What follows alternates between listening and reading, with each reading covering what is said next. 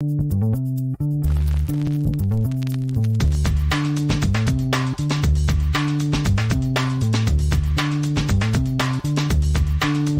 to the acclaimed podcast, The Deep Dive, featuring your esteemed hosts, Andy Monitor and Drew Dinzik, powered by BetSperts.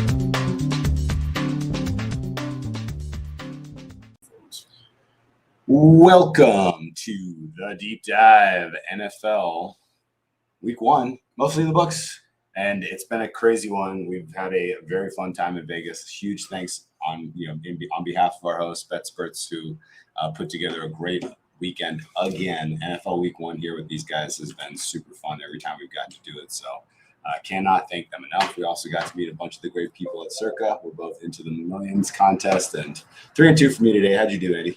I am 1-1 so far. 1-1. Okay. Wow. I'd have to go grab my slip. Okay. Yeah. If somebody goes 5-0 in any contest this week, do send it our way so I can give you a virtual high five. We did a little clip of what we thought of kind of some of the early games, but there's plenty of takeaways from the late games too. I think obviously, for sure. We do this every year. It is weird seeing it's like this isn't a split like this white thing. We were gonna do like a joke where we did split screen and then get over to each other. But no, it was a fun, just overall weekend. Yeah, I'm getting my ass handed to me in the totals, but the sides are going relatively well, at least today, assuming that nothing insane happens here at the end of this Browns game, but who knows?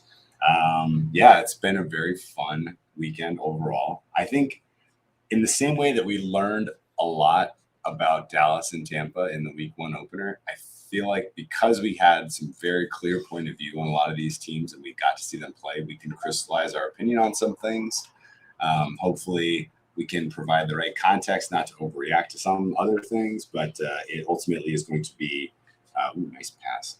Ultimately, it's going to be a long season, and I like the way things are trending for some of our macro point of view on stuff. Would you agree with that? Yeah. Some things that we definitely agreed on happened, and a lot of the games where we said here's something we really have to watch for. We really have to learn, what's going on with this team, what's going on with this quarterback, what's going on with this coaching staff, this offensive style.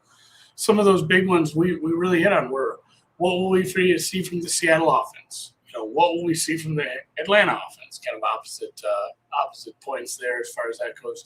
Will we see the Chargers take a step back on offense, especially the quarterback, because they start off against a really good defense? Yeah. Are you going to see, some problems right off the bat from some teams we like? Oh, Baker threw a pick. God damn it. The six should be fine. How many timeouts they got? One timeout? Yeah, that's the end of the game. So 6 covered. Six is good. Honestly, I didn't have a lot of action this week. The Jets were just never – that over was dead from the get-go. Got a nice number. That felt good, but that over was dead. My Denver under was – honestly, even though it got close, pretty easy when it came down to it. And then a little bit of a sweat. Browns +6, that first half, how they looked. Maybe best-case scenario for me, because I am very pro-Browns, they covered for me. They won me money. Somebody texted me to have me bet on the Chiefs, and I missed it. And then the Browns scored it. So I'm like, hey, do you still want that? I'm like, no. Okay. Thanks, we're good. So everything's working out in this game. And I wanted futures on the Browns, remember? Yes. But I'm like, what if they cover and lose? I'd be like, okay. And then we can take some futures on the Browns to win the AFC. Sure. Excited to see the readjustment on that. Here's a good one from the chat. Urban Meyer is in over his head. That is probably correct. Yeah, we both we had Reuben sandwiches today early, and we're reading the news, and across the wire comes the story about how Urban has been losing his temper in practice with personnel and with some of the other coaches. That's not good. Nothing about his body language on the side of the field was positive at all. They're in a spot of bother. I'm going to say Urban is in a spot of bother, and his first coach fired price. Andy, you want to guess what it was this morning at about 9 a.m. before the game started? We were sitting at Saginaw's there at the Circa having some breakfast brisket as one does. Well, they're like, the wait for eggs were like a half hour. Yeah, if you order lunch, we get it to you like that. All right, Reuben's for breakfast, whatever. It was 50-1 for first coach fired. And I read the rules as much as I could find. I'm assuming it's first coach that leaves his post. Leaves his post. Like you can catch this on a coach being kidnapped and taken somewhere, and we never find him. Like anything, as long as he is not coaching anymore. So I think Urban going full Petrino on this, not out of the question. Not out of the question. He might know he's in over his head. He might be done with it. So that was fun. Chiefs pick game over. Yep. It was a good start. So good showing by the Browns offense. Some turnovers, a little problematic, and boy, if you don't slam the door on the Chiefs, they're going to do stuff like that. And honestly, the Browns played so much better for so much of the game, and it didn't matter ultimately. It's kind of the same way about like Dallas and Tampa. The Dallas and Tampa game. Like Dallas was in that and playing so hard and caught all those breaks, turnovers, penalties. Didn't matter. Tampa still found a way to win. That's what good teams do. But got the cover for the Browns, so that's cool. That's where most of my action was. Although I was really excited. For all my action, and I sold down to a 6. Yeah, especially after the Bills' loss, I feel like a Browns win really would have helped start to shape that futures market in a positive way for us who hold Browns futures. But that's okay because another future came home for me today. It was Daniel Medvedev. Are we going to talk tennis again? I don't really give a fuck about any of the NFL results. I'll be totally candid. I will be insufferable for the last hour. I will be totally candid with you.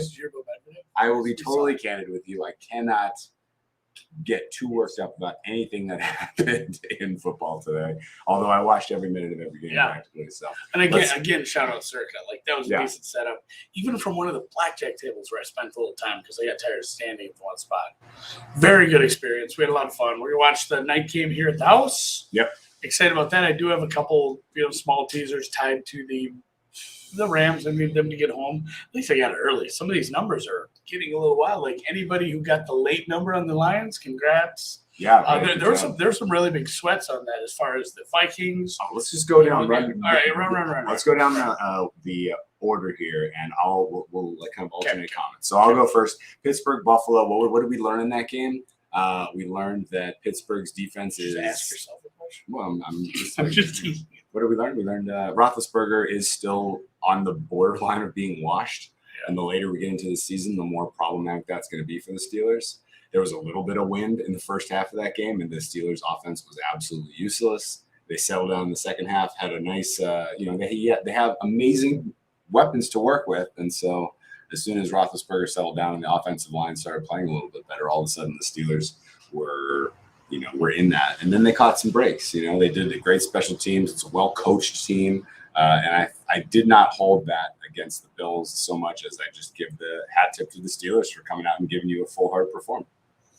Yeah, that was a no-doubt cover any which way. A lot of people teased. Busted all the teasers. A lot of people teased Buffalo down to a pick, which I hate that in general. Just playing for the points or fucking sell out. That was my biggest stress on the Chiefs game is because I sold most of my action down to 6. But yeah, Pittsburgh, we said this. We said still has a good roster. Still has a great head coach. Good coaching staff. Good receivers. Great defense. Quarterback, we'll see. But a good enough roster, got it done on the road. And it was Buffalo's offense, little disappointing, even against a good defense. And Toronto, the Blue Jays outscored them today. So not great when you put up 16. Jets, Carolina, we're not going to spend a lot of time on this. It's kind of ugly.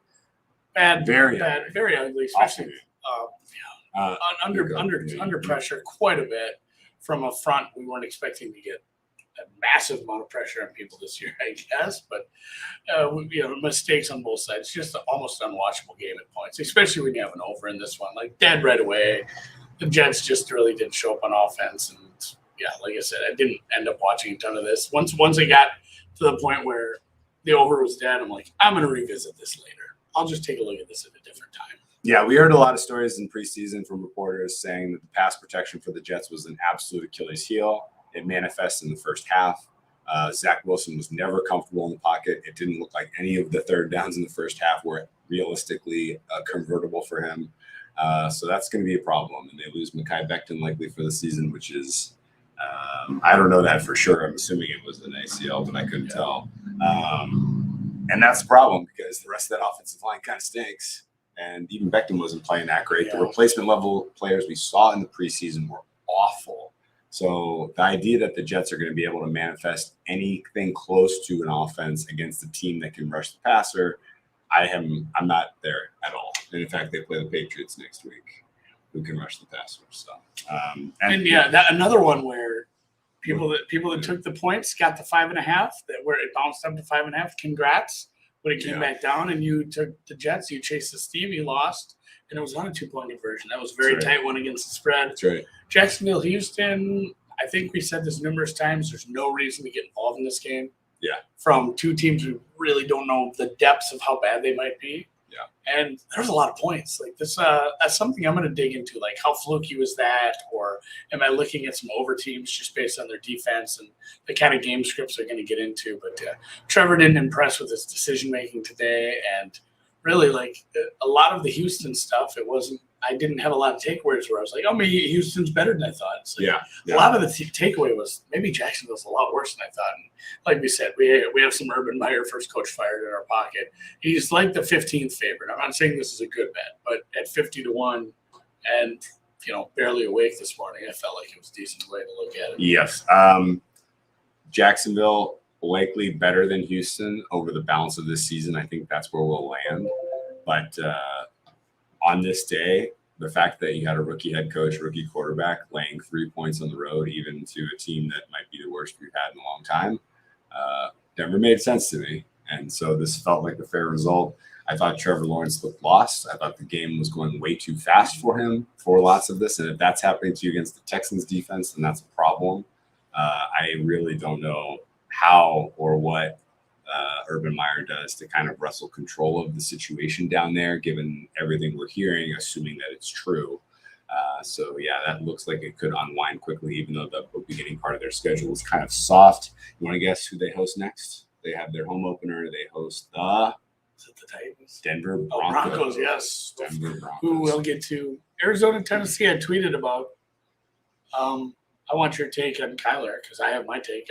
I looked at Drew. We were like, I said to him at the sports book, I looked at him like, we're like an hour into the NFL season. I'm so bought in on Kyler Murray right now. Like, he looked like he did before the injury. He was playing video game like good. Pre-injury last year. And obviously RIP to the over in that one. They didn't score in the last 18 minutes.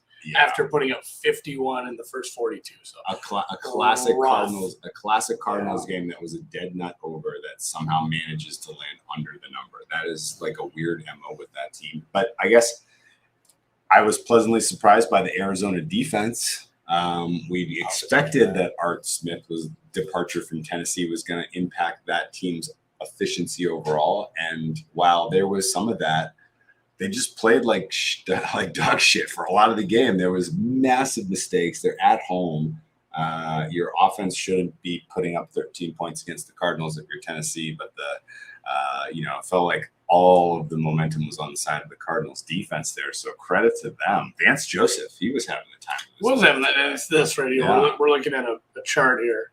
Some of the stuff they did up front. Yeah. We were always happy with what they already had at defensive end. J.J. Watt didn't move the needle big, but we said veteran leadership out there with two really young linebackers, hybrid guys really, but Collins and Simmons from last year, a couple of high picks. Yeah. If you throw enough money at a problem, it usually goes away. Ask any politician.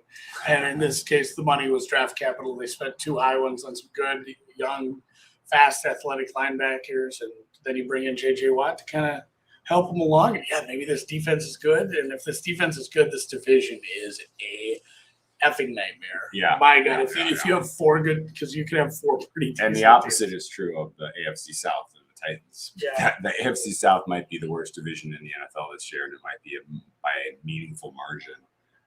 The fact that the Houston Texans at 1-0, because they happen to beat the Jaguars, lead the division at this point is hysterical. Yeah. Last thought to answer your question about Kyler Murray in the MVP race. Kyler Murray was slick. He operates on the ground in such a smooth and natural way. It is awesome to watch. It's exciting to watch. But my prediction is there will be 8 games this season where you come out of it, 8 Titans games this season where you come out of it thinking, is that quarterback in the MVP conversation? Yeah, because the Titans' defense was absolutely atrocious. We did say that, like, I said I'm so bought in, and then I'm like, man, if they could play the Titans secondary every week, he's got the MVP locked up. Chargers, Washington. The LA Chargers had a very tough task today. They had to go across the country and play early and play against a very, very aggressive and physical and talented defense. They did great. They were the beneficiaries of a little bit of a fluky fumble by Antonio Gibson inside their 10-yard line that got them the game-winning points. But overall, considering the test that they had at hand and how difficult the Washington defense is to prepare for, I thought Herbert and company looked fine, and they got a hard-fought win. The Chargers team is going to be in a lot of games all season long. Interesting that the market moved hard against them before this one. We haven't really talked about the market, but we'll get to it. We'll spin through these quick, and then we'll get to the game. There was some aggressive action this morning on Arizona. That was correct. There was some aggressive action on Washington. That was wrong. Chargers were legit, and now they go home and host the Cowboys, which is a total without looking that probably ought to be in the 60s. We talked about this a little, but just amongst ourselves, like the Washington's team. You know, that Washington's team, it was right. It was just misplaced. It should have been understated. I guess we didn't mention it. Should have been understated. Ryan Fitzpatrick didn't finish the game, but Heineke performed at a very Fitzpatrick-Kean level. So I don't want to hang much of this loss on Washington on the. Woo, I like that. Okay. I don't want to hang much of the loss on the absence of the quarterback. I thought it was a team loss for the Washington football team. Fair result, ultimately. I have their season win total under. So. Yeah, right. Yeah. Let's go. That was a big one for that. That really was a big one. That Philly Atlanta, another one I kind of quit watching just after the blunders from Atlanta. Biggest takeaway, I'll keep this one short. The Philly offense is everything we hoped it would be last year when we were just pounding to get him in instead of Wentz. Finally, we got it, and then the end of the season was weird anyway. We had Rookie of the Year tickets in our pocket. I liked how it looked. I didn't catch a ton of the second half of this one. I was focused in on other games. When we go back and look at what our young quarterback did, and I'm pretty jacked about this team to maybe push Dallas a little, and then also the Dallas matchups with them. I don't think their defense is that good. No. I think we might get some underwhelming totals in those as well. Okay, my major two takeaways. I went on the Atlanta side. We were bullish about Art Smith Coach of the Year preseason. I think that's a dead ticket. Yep. I think the Falcons are fighting their way out of fourth at this point. The way I look at this team and roster, having seen them play one game against Philadelphia. Yeah, and you know what? It is overreaction week. Nick Sirianni probably is in the discussion for Coach of the Year. Because that's how we said to bet it. We're like, if you're going to bet Sirianni or the division. This is my read on Philadelphia. They are a team that is set up perfectly to protect a lead. Perfect. Their strength is their trenches. In this Atlanta game, Atlanta was moving the ball on Philly with ease in the first quarter through the air because Philly's secondary was questionable. Yep. And they got into the red zone twice. Some of the Art Smith hopefulness was he was so good in the red zone. These guys are going to score touchdowns, not field goals. Well, in two red zone trips in the first two quarters, it was field goal. And at that point, Philly had some confidence on offense, knew where they wanted to attack Atlanta, was holding up. The pocket was holding up well, except on designed runs. And what? I mean, I'm not saying that they're going to be great, but they're going to win games because they're set up to protect a lead. So any game that they're playing against a dog shit team, which is a lot of their schedule, that's true. And if they can get out to a lead at halftime, that is a perfect like today's scenario in hindsight was the perfect spot to back Philly's second half because as soon as they have a lead, they can cut their pass rush, their defensive line loose. They pin their ears back. They go after the quarterback aggressively. And then Jalen Hurts is just magical at converting those short third downs with his legs / his ball is a little bit uninspiring. Yeah, I was going to say, I don't feel as strongly about any of the Philly takeaways, just how I feel about Atlanta right now. I'm hopeful with you. Sure. But I'm going to need a little more time on that to buy in, I think. I might be with Ants. Seattle Indy, we kind of mentioned that. Like we had high hopes for Seattle's offense. And I don't know if we even really saw the best of it yet. The Wentz thing is rough. They're going to have some issues. I'm really out on that guy. I didn't watch a lot of the second half. This is another one I get deeper in because I wasn't really involved. But Seattle at the number, it got bet out a little. That was the right side, every which way from loose. The total probably was looking like it should have got there. I think the second half total was quite a bit higher, like the actual finishing score than the pregame, but pretty light, ugly second half. So I wonder what the Seattle offense looks like if it's in a little bit more of a game. Yep. But obviously, same thing as Philly. Like they are a team who can salt away a lead, as we witnessed. So I'm fine with that. As far as a team that I'm willing to back in this division, I don't know who I like more, the Niners or the Seahawks. The whole division I kind of been in love with. Yeah, NFC West is amazing. The AFC South is atrocious. NFC East is better than I thought, and AFC East is a little worse than I thought, I think. AFC East being worse than I thought is kind of surprising, but I'm going to have to agree with you there. Yeah. The game that should have been a tie, Minnesota-Cincy, that was kind of fun to watch the Minnesota Kickers do what they did, but I sweated an under 48.5. I thought you were going to get the tie. I thought I was going to get it with a tie, but the game-winning kick had a little bit of a duck, a little bit of a hook in it. Week 1 ties in Vegas have been it's been a thing for you. Big takeaway from there that the Minnesota defense isn't there. Hey, it's not like the improvement. They found their kicker, though. They found their kicker. That is actually massive. Like, people at home will be talking about that. Like, oh, we got a kicker, guys. If we're in a game, lay it. Like, Burrow's good. Chase is good. They have good weapons. Minnesota secondary is going to have a lot. Like, again, I mentioned this. Somebody said the Minnesota defense is going to be a lot better because they have fans in the stands now, which obviously didn't matter this week. We'll see, when they get home. But it is going to take a little bit more to just get this defense to bounce back than Zimmer and a couple names. There's so many holes. Yeah. And the offense was just okay. Obviously, they lost Irv Smith, and that sucked. But, Jefferson, Thielen looked good. Cook looked good. They just going to need to do a little more, probably on both sides of the ball. This wasn't a big test, even though it was a road game. Not looking good, Minnesota. Yeah, the under 48 was a sweat. I feel like it was a bad beat that went over personally. The fact that both kickers made 53-yard field goals in the second half was bullshit. The fact that they had as much red zone efficiency as they had was fluky. And really, Zach Taylor made some strange decisions all game. One of them going for it on 4th and 1-ish deep in his own territory. They gave the ball to Minnesota to even to give them a sniff of a hope to get back into the game was kind of insane. And I thought, Zach Taylor just doesn't have an identity still, except he doesn't have a good vision for how to make calls in game. And they have a shitload of really good weapons. They have a shitload. Their weapons are excellent. If they're going up against a team that is not great in the secondary, they're going to score points. Because Burrow can absolutely read and dissect a defense. He's impressive. No rust at all from him, really. I didn't think. First half, both teams had bad offensive lines still, though. Yeah, never getting fixed. San Fran, Detroit. I think I kind of covered a little in our short vid. Goff. That was one of the most entertaining finishes. It's not like garbage time Goff. It's garbage time Campbell. It does not matter how much they're down by. It was like who's the Rutgers coach? Shiano? Yeah. Who had the guys diving at the knees and the kneel down? Yep. It's like that, but not in a dickish way. It's like Campbell won't ever give up on a game. You can be down by 100. There's not going to be, let's just run the ball. This is over. Like, they're going to be a nasty backdoor team. Hawkinson is great. That might be their only weapon. Swift looked good. Goff looked good in the time of the game where they were down by 100 and it didn't matter.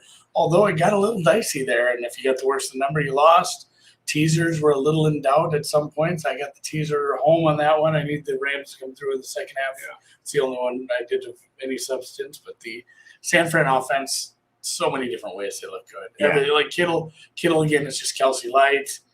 Debo is Deboing. Yeah, the Mostert injury, we'll have to check what happened there, see if that's bad. But the backup, Elijah, he was a very, very strong weapon. Again, against a bad team. I don't want to blow this out of proportion, but they dropped 41 and didn't really have to try too much towards the end. It was the most entertaining finish of the early games, which is saying something because one game went to overtime with a 53-yard field goal. But the entertainment of the final 2 minutes in Detroit, where Detroit went into the 2 minutes. You know how much they were down? They were probably down 20? 24. Yeah. They were down 24, and they had the ball with a chance to tie as we had about 30 seconds left in that game, which is insane, on the Niners half of the field. So, yeah, that was a wild ending. Glad San Francisco holds on. As a reminder, San Francisco does not fly back to the Bay after this game. They go to West Virginia Greenbrier for an extended week of R&R in Mountain Country. Realistically, this not going home. No, better than flying back to San Francisco and then back out to Philadelphia, who they play next week. We will learn a lot about if my reactions about Philadelphia are overreactions, depending on how they look in that Niners game. I'm excited. I don't even want to engage you on this because it'll take too much time, and we got to get to these openers yet. But you asked me before the game about Jimmy G. How many games does he start this year? Yeah, and you brought a good point, like, oh, he doesn't get injured, because I said 17. Sure. You're like, he doesn't get injured. I'm like, that's fair. If he gets injured, yeah, that's obviously going to happen. If he stays healthy, I think they're fine with what they're doing, and I like the mix in. We mentioned it. We said he's going to get mixed in. Obviously, they did it right off the bat. I didn't see exactly how many snaps he got. I'm going to go look at that. But, yeah, Verrett sucks. The Niners might be an over team with Verrett injured and the offense looking that way. We'll have to look at some of their totals as we go forward in the late slate. We talked about the Cleveland game enough. Like, that was fun. It was great. Did we learn anything about the AFC, though, from that game? No, like, that was about the game we thought we'd get. I didn't learn shit. The market said that there was a meaningful gap between those two teams. Yeah, and we bet it. Like, we learned we were right. I know. So we learned that the gap between those two teams is narrower than the market anticipated going into that game. The market came with us. It closed at 5. So obviously we had some general agreement across the board. Did it feel like a fair result that KC ended up with the win there? I mean, it is what it's KC. They got the flubbed punt. If you let them in the game, Tyreek. That's not the first time that's happened. Yeah. It's not like, oh man, that's crazy. Tyreek had a 75-yard catch. That shit's happened. Yeah, but now every third week for our whole life. It's usually not when you're defending a 9-point lead. He's still so fast. It just takes one misstep, and all of a sudden he's behind you. So here's a good point too. Before we move to the next one, Nick, I love how all the preseason and negativity. Sewell and Chase kind of looked fine. Yeah, they were both fun. I thought so too. Should we do double backwards hat? I completely. Oh, this is like over the top. Like we're gonna arm wrestle. No, I mean we're not sitting at the right angle. Miami, New England. Good win for Miami. Good win for the Miami defense. Tua, serviceable. Mac Jones didn't look bad.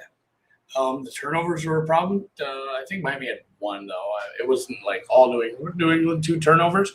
A couple of them was kind of a bad. Rookie quarterbacks who started went 0-3 today. Yeah, and 2 of them were favored. So that continues to be a thing. I don't know if you knew this, but rookie quarterbacks as favorites typically don't do well in week 1. I saw enough from Mac Jones to be confident that the Patriots team is going to be competitive this season, especially early this season as they take on lesser competition. I didn't see anything from Tua that spooked me, right? No. Nothing that he was doing was like, this is a problem. He hasn't taken any step forward in a whole offseason of getting healthy and learning this offense, learning the new offense. The new offense looked fine in general. I didn't have any major takeaways that were like, oh boy, you just should. The new lines? Don't give them any pub.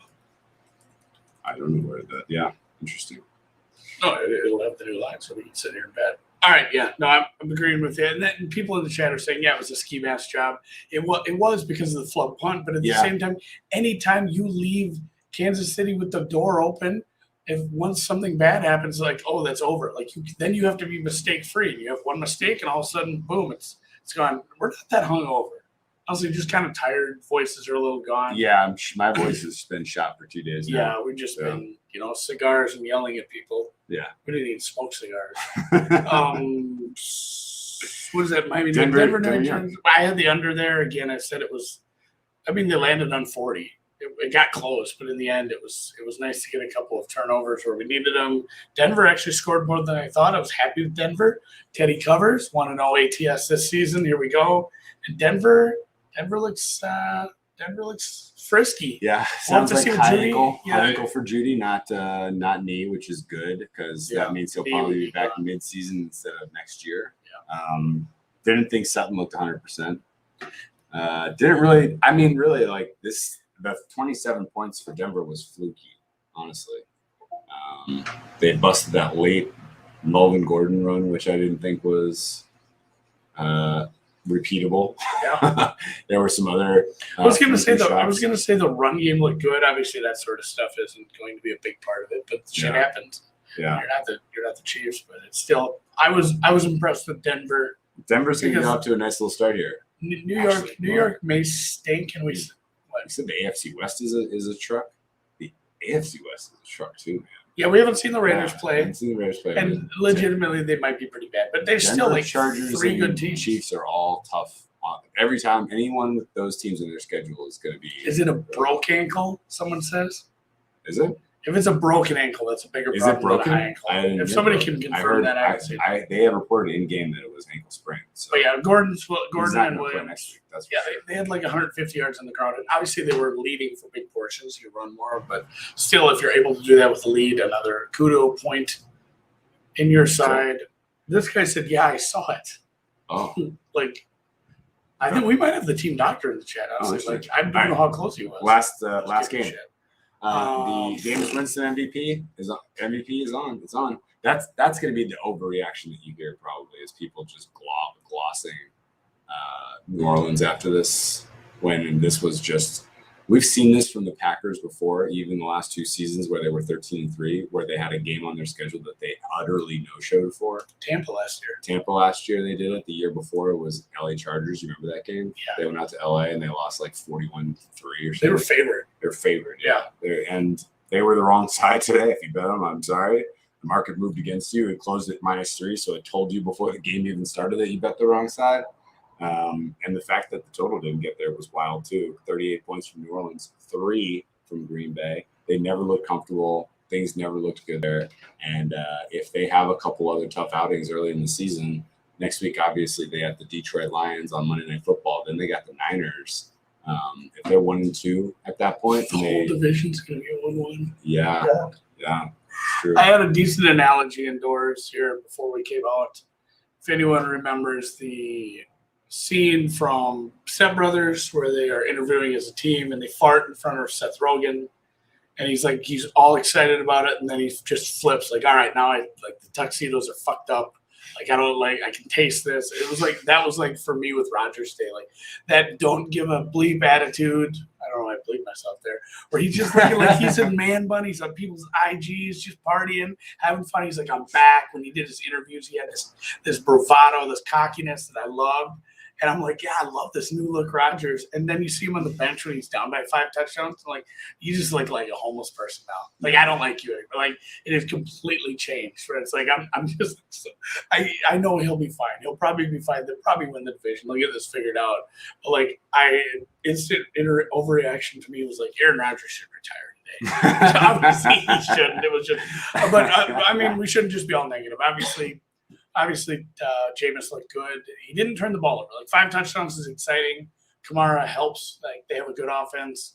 But the not turning the ball over, I'll have to go back and look at maybe some PFF stuff, see if he had any, interceptable passes or stuff. I didn't catch every pass of that game. I'd like to see if he made any piss poor decisions at any point. And that leads us. You want to do Sunday night now, and then the Lions, or you want to do Lions on Sunday night? Monday night. Let's talk Monday night. Or Monday night is what I meant. Yeah, for Monday night, we've talked Sunday. Yeah, I bet Baltimore. They're available at 4. I don't love it anymore now. There's been a bunch of injuries.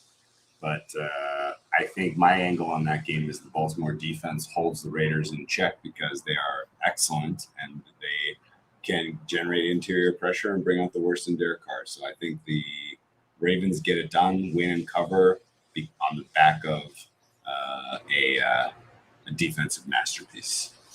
You know what? I don't have a bet on that, but I'm going to join you. because I did use it in one of my contest picks. Somebody did ask about that. I think you went 2-1 today. 3-2. 3-2. Yeah. I lost couple bad beats. Lost the Vikings, won the Panthers. What was the Browns in the contest? 6 at least, right? 6. 5.5 maybe. It wasn't 5. Yeah, I had the Browns. I have the Ravens. You got that one. And I maybe had Denver. I'll double check. I might be 3-1 going into the Browns were 6. Yep, I do have the Ravens, so I'm going into that. Yeah, quick Monday night take for me. Same thing. I'm excited for this team despite all the injuries, and I really, really do think the fun offense we saw from the Raiders last year might take a step back, and the defense, as stinky as it was, might even be a little worse. So if that's the case, this is going to be a team that is going to be constantly in catch-up mode. Yeah, and I don't like. I mean, what happens when you're in catch-up mode? Your offensive line might have issues. You're gonna have a bad time. You're gonna have a bad time, especially against good defenses, good defensive coordinators. So, bad time there. On to week 2. Thursday Night Football, Giants at Washington. That opened up at a 42.5 total. Washington, 4-point favorites. This is a little bit of an adjustment from the look ahead. We were not much. Giants were expected to be 3.5-point dogs. Now they're 4. My guess is this trend's in favor of Washington unless we get news that Fitzpatrick's absence will be extended and that this is the Heineke show, in which case the Giants are probably live, and I am not betting this game, even with your worst enemy's money. The total's probably high. You like under 42 yeah, like it's so low, but again, it feels like the ssame kind of game where it's like 17-10. It does. I might be on this under. Nothing for sure on that right now. That is a solid lean, though. Somebody actually asked about that. Short week might bad coaches, bad offensive game plans, kind of lean in. Heineke that fits probably doesn't make a big difference to me. Heineke is Rivera's not a bad coach, but the whole court's bad. Yeah, the guy calling plays. Like I like Rivera. Guy's fine. Go ahead. Teddy Bridgewater. Does Heineke move the needle for you? Maybe a little less variance, which I think might help with an under as well. Or they, if he hasn't been with the ones as much, they take the ball out of his hands and run quite a bit. So again, I'm betting this under. Okay. I think I'm going to find the best number for the under. I think it's 42.5. I'm going to see which one it's available at. If you want to move on to the first of the afternoon games. Well, I'm curious what they're taking max right now on some of these. Let's see. They're taking to win 2K on the openers here on totals. They stepped it up. People stepped it up. Good work, Dave. There's a 43 out there. All right, I just bet the 43 under, and I'm just going to ride Giants unders until it doesn't work anymore. Yeah, there's a bunch of 43s. New Orleans. 40, that's going to go your direction. That closes 42, 41. I'd like a 41. New Orleans and Carolina. New Orleans is obviously the right side there. Carolina, their win was a little fraudulent. So many things that Matt Rule did in that game made me want to fucking scream. I did not love the way he handled that game, and it was honestly the fact that it was as close as it was and that they only scored what they scored is a joke. So realistically, the New Orleans is going to take money here. They're open to 2.5. That's going to 3. I had very, very tough time seeing there being meaningful Panthers money in the market for this game, considering what we just saw with the Saints and the Packers. So easy, stay away from me. Yeah, I'm done with that. Why don't you pop to the next one because this is interesting. Houston is 12-point dogs. Houston won, and we didn't get that big of an adjustment because I don't think they're giving them much credit for that win, nor are they giving much of a grief to the Browns for taking a tough L there. Was it an adjustment? We were expecting to see 13.5. I want to say 12. It was 13. Yeah. I thought it was like 13. I guess we got off the key number of 13. I guess a small adjustment, whiwhich is fine. And it is in Cleveland. Cleveland gets to be home for this one. This is going to be an absolute destruction. I might. Like, that's the thing. You either stay away from this or you sell this to like 14.5 and find a. So Cleveland's opponent next week is Chicago. So the likelihood that you have like a come down from losing to the Chiefs, and then they're not looking ahead to something big next week because they're 7-point favorites for Chicago. So I do think they probably get focused, get right, get a comfortable win here. I don't know about later than 12 this early in the season, but if anything, I think this goes back to 13. Chicago, Cincy. No comment at this time, but looking at I'm not taking comments at this time. Looks like we're going to get Chicago as a fave. Yeah. Okay. Sure. Yeah, I need to see Chicago play tonight. We got Pittsburgh as 6-point favorites likely against the Las Vegas Raiders of Anaheim. The total in that one, 49, which also seems high considering how good the Pittsburgh defense was and the fact that Pittsburgh's not going to be able to run it up even against bad defenses. That total probably ticks down, especially if the Ravens D can dictate tomorrow's Monday Night Football game. I think that total comes down. You probably see it at 47. Buffalo opens up as 3.5-point favorites in Miami. The total is 48. It is important to note this will be in the heat in the hot heat. Miami sun, and this will be a very popular play in just the handicapping community. People saying don't overreact. We're buying low on Buffalo. I know that's what sucks about it because I'm kind of in the boat of this is an easier defense to play. If you want to play Buffalo, but it's in Miami. It's a non-starter right there. Here's what I gotta tell you. If you want to play Buffalo, you better have a fiddle in the band. You gotta lay 3.5 this minute, right? You want to guess what the look at was? Well, this one had to be 6. It's 3. What? So it's been adjusted in the direction of Buffalo because they are. It's in Miami. Excuse me. Okay, 3 makes sense. They're anticipating people running to the window to grab Buffalo in the bounce back spot. Yeah. Which, yeah. It's the difference between 3.5 and 4. But you still probably don't have time because this might go to 5. This might get steamed up. It's going to get steamed, but it's getting steamed beyond what we knew of as fair price before we saw the week 1 games, which is not right, in my opinion. If you want to bet Buffalo, just bet their team total or something, I don't think you lay at 3.5 here. Rams likely 4-point favorites against Indianapolis. 4.5 points.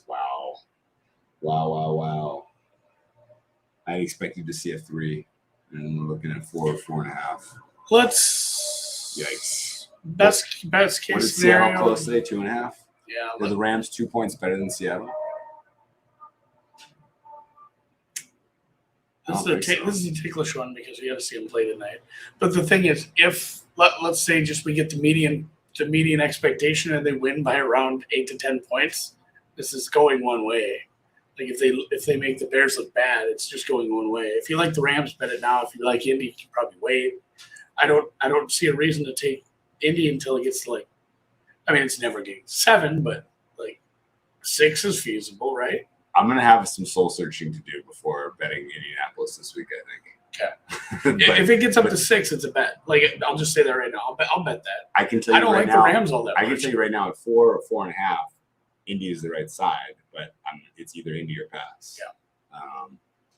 Philadelphia, San Francisco is a fantastically interesting one because, again, San Francisco gets their concentrated week of prep, which has borne fruit in the last 2 years. Fruit has been born. Meanwhile, Philly might be living a little high on the hog, having gotten such an impressive win in their debut against Atlanta as 3.5-point dogs. So nice little sell high on or counter the overreaction here on Philly and back the Niners, but maybe even more interesting.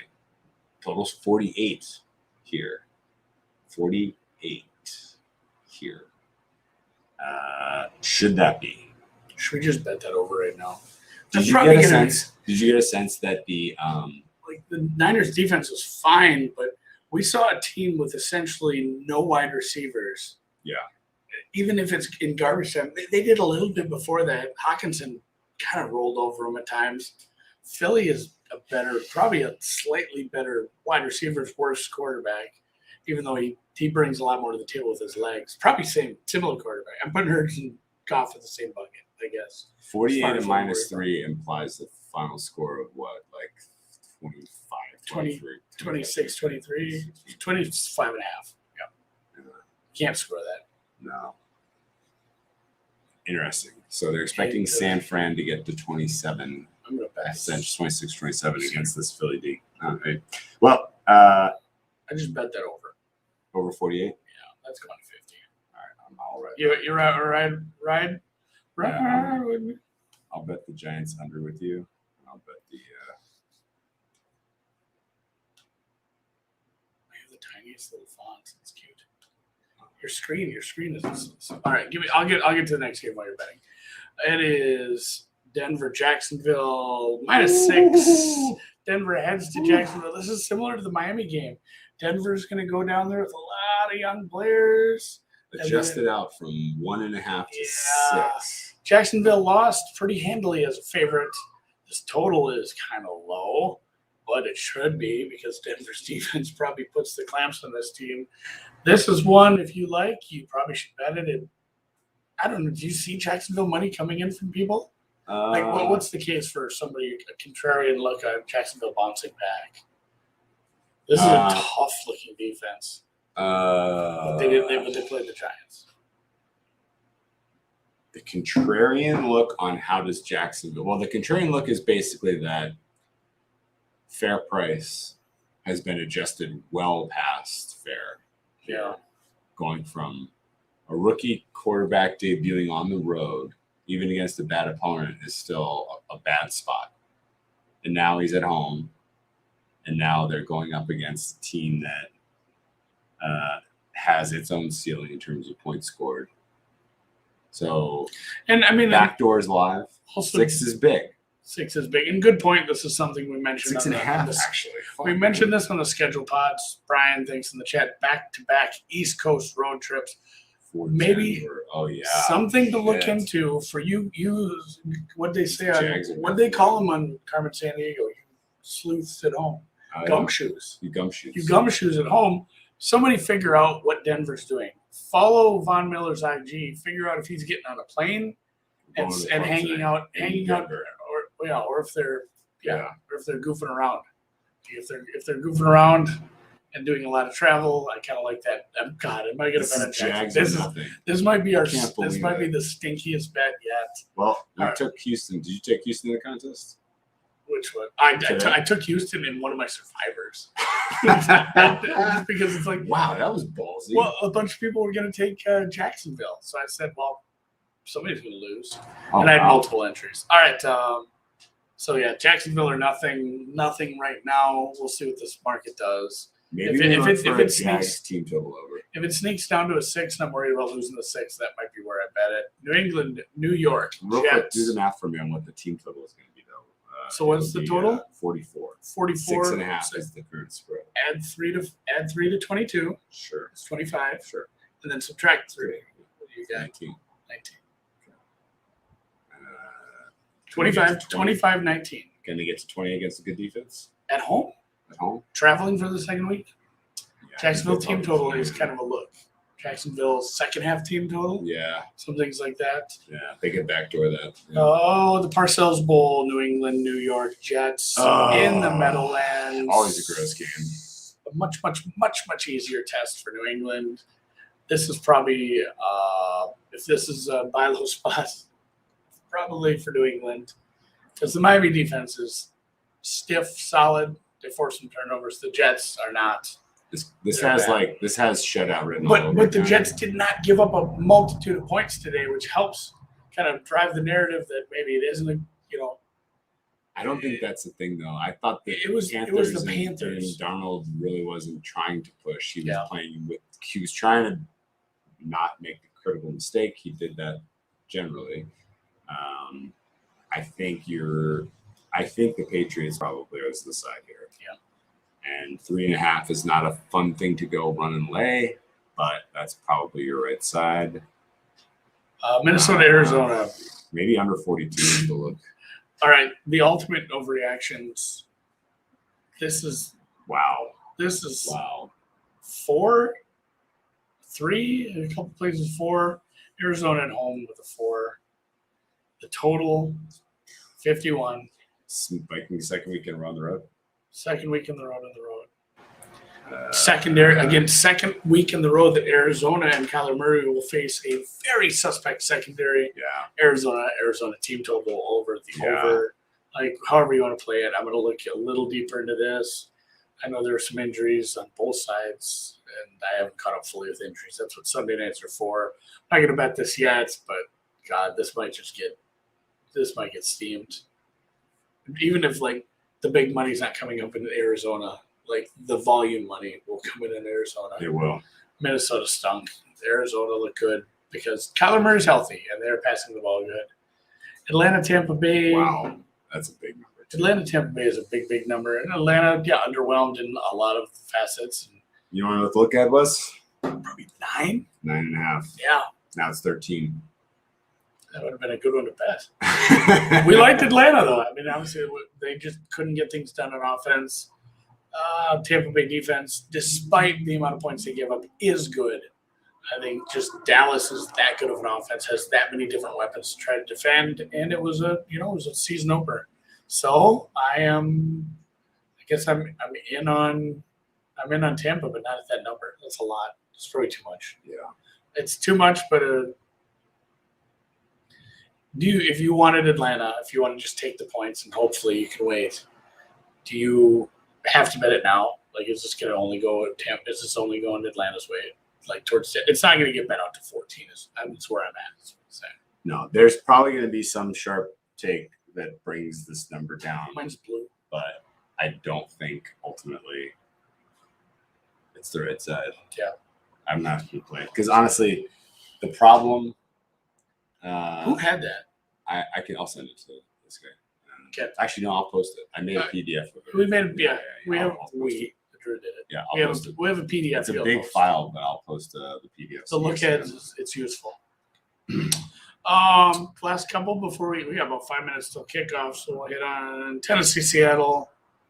That is a high total as well. It should be. I'd love to see the Seattle offense have to unleash for a full game. Tennessee's offense will be better. I honestly, the Art Smith tickets are dead. Are they? Maybe Art Smith was missing from Tennessee. Maybe that's my angle on that. Atlanta's still going to have to win some damn games, and they're starting 0-2, so that's a rough way to go. But, Seattle minus 3.5 was the look-at-ish. 5.5, 6, now up to 52.5, 53. Total's high. Drew is doing team totals all by himself over there. Probably not a lot of interest for me in this game. If I had to bet it, this is one of those good advice from Spoon in Vegas, host of what is the name of his show? Lifestyle Spoons. Lifestyle Spoon. Spoon says a lifestyle podcast available on YouTube. He says this. He's like, these people who bet teasers late in the week should have just bet the team when they were -6 instead of teasing them when they're -7.5. It's a better play for the number. But that's very, very true. So this just based on the performance from Tennessee. I worry that the 6 trends towards a 7, although I don't think you'd get into a teaser zone with this. Seattle looks like a top 5 team. They do. If this crosses 7, it would take some doing, which I'm not saying it can't, but I think it gets to 7. I think Seattle sees some money. Here's the thing about Tennessee that has me convinced that they're going to continue to get their asses handed to them this season and early on. They have deteriorated offensively.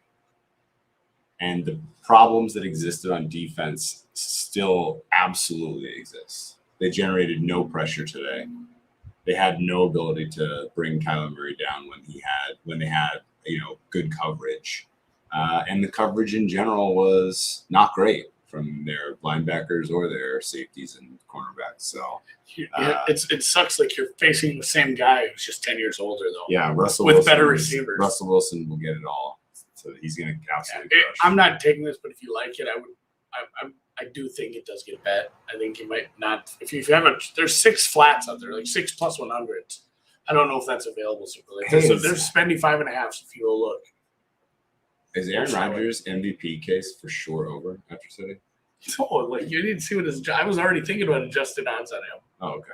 Because think about where certain quarterbacks who've won the MVP have been after week 1. All right, couple minutes left. Last couple have been in really good shape. Yeah, but Russ last year, he had it 1. Dallas Chargers. Dallas is giving up 3 in LA indoors, total 52. Over. Let's just bet that over. Over. That should close 54. Yeah, I agree. There's no doubt about it in my mind. No diggity. No doubt. That's a bet. We're on Dallas over 52. So we played 3 totals. Dallas and the Chargers over 52. No sides so far. KC, Baltimore. I want to wait on Baltimore before we get too deep into this. It is open some places, I'm guessing. KC minus 2.5, 55.5. And then, of course, next week, Monday night, Detroit, Green Bay. Detroit, Green Bay get right money, I guess. You have multiple accounts because you have the free play. I like that. So. Got to use that free. You got to hit the free play slider. Make sure you're using that. So, kickoff in like a minute. The recap on the bet should be on the bottom of the screen. If you can see that, I will read it though, just in case somebody is watching on a very small BlackBerry and they can't see. New York Giants, Washington football team under 42.5, 43. For me, both. I think you took a little too, and then both of us took the San Fran over 48 and the Dallas over 48. Over 52, excuse me. Just totals for now. Somebody reached out to a Denver media contact. No definitive word on Denver travel plans. Thanks for checking those. Yeah. Question we didn't mention Sunday Night Football next week is Chiefs Ravens. I glossed over it because we didn't see the Ravens play. What would you expect there? If the Ravens play very well, I'd expect the same line we have. Okay. Chiefs. But, it's if they both do what's expected of them, win somewhere around the spread, the line should remain the same unless there's a major injury. If you want Chiefs, how earlier in the week do you need to get to before it is 3? Monday? Tuesday? Does 2.5 make it to Wednesday? The 2.5 should get gobbled up, right? Unless there's a lot of love for Baltimore. I would think so. It's still the Chiefs. Like, the money's going to come in on them. So, yeah, if you like it, the 2.5, it's not going to last. I think you're right in what you said there. Okay. All right. Good deal. Well, man, we might see a 55 total there, huh? 55.5. Wow, how about that? Upside down. Okay. And JC in the chat says gone by Tuesday. It's probably right. Like even at lower limits, it's going to get hit enough. Like if they're getting a bunch of lower limit bets, there's no reason for them to keep it there on Wednesday when it can get smashed at 2.5 with the big money. So may as well hit it at 2.5 and 3. It might get to 3.5. Do you think there's any chance we see Dallas money and we get Chargers at 2.5? Could be. Dallas. People like Dallas. Might end up double dipping in that game, which I hate, but I think that's the right look. Yeah. Okay, interesting. I think. You know what? I think we did good. Once the market we think pretty likely or certain that Verrett is out in the secondary for Niners. He's out. Like he's messed. That 48 is going to go up. That number is going to go up. Raiders are live. He says. I don't know. There's a lot of people that really think the Raiders are going to win outright because it's in Vegas. And honestly, you want a little intel? One of our friends who's staying at the Paris says the Ravens have been at the Paris for like 3 days, which is insane. I don't know about 3 days, but he saw them on Saturday night. Yeah. So they were there Saturday night to Sunday night. They're playing Monday night. So they had an extra couple of days on the strip hanging out. Paris is a nice joint. They have a good Italian place. Yeah. That's true. Let me see what Tim put. Somebody asked about first touchdown scorers. Tim is on Allen Robinson, Cooper Kupp, Tyler Higbee, and Deshaun Jackson. I'm just going to give out 14-1, plus 750, plus 1150, plus 17. Robinson, Kupp, Higbee, Jackson. Deshaun Jackson ones are fun. Oh, yeah, for sure. Michelle Tafoya showing rare cleavage. Trap. I love Michelle, though. Did you say trip? Trip. I thought you said trip. It's a trap. It's a trap. I got sprinkles. So good. Yeah, good luck to everyone with their bets tonight. Yeah. I just hope the Bears stink. I'd love to see even though I have a teaser leg against them, I'd love to see some Justin Fields in the second half. Hopefully it's due to a blowout. And Nagy says, let's give this kid some time. Thanks to everybody who joined us in the chat. You guys are great, throwing stuff back at us, making us think about some of the dumb things we say. And yeah, we'll catch you. It's hot out here. I don't know if I'm going to do another one outside. Well, we'll have to do it from the pool. We might do the next one from in the pool because it has been warm out here. So we'll see at halftime. We'll do a halftime show, and we'll get there. Yeah,